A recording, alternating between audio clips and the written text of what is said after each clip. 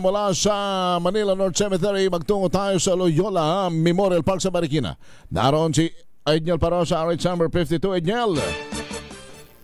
Magandang umaga. Kaiba sa ibang himlayan, pwede ang magpalipas na magdamag dito sa Loyola Memorial Park sa lungsod ng Marikina.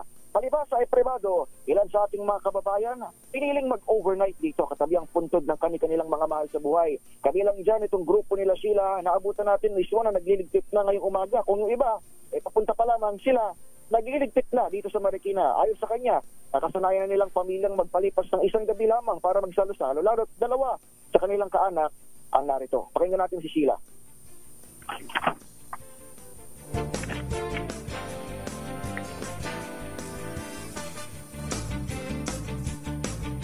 Asa na si Sheila? Tama yun. Dapat Malapit, Henry. Malapit itong Sheila sa himlayan ng master rapper na si Francis Magalona. Isa sa marami pang mga celebrities at kilalang personalidad. Nandito sa Loyola Memorial. Yung ating Dear Chadeli nandiyan eh. Henry, inunahan na natin. Binisita na natin si Chadeli tsaka si Nicolas Fernandez. Drama din. At maliban sa mga binabagit nating pangalan, andito rin sina Sir Mike Enriquez, para doon sa mga mas pwede na pala silang mag-special coverage diyan eh, ano? Pwede. Eto na si Sheila. Edniel, si Sheila mukhang okay na. Pakinggan nga natin.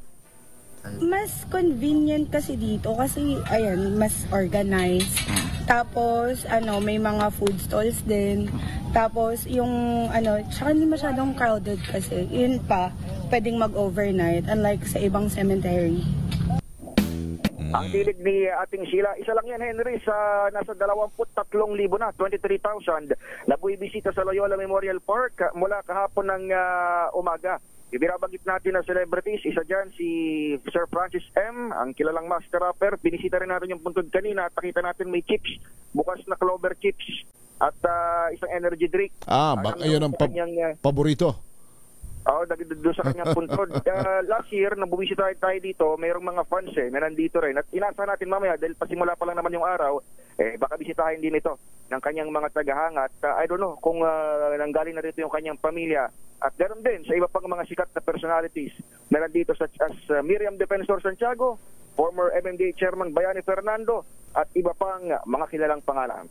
Live mula rito sa Loyola Memorial Park sa lungsod ng Marikina, ito si Edniel Parosa, nag-uulat para sa DZRH. Una sa Pilipinas, una sa Pilipino.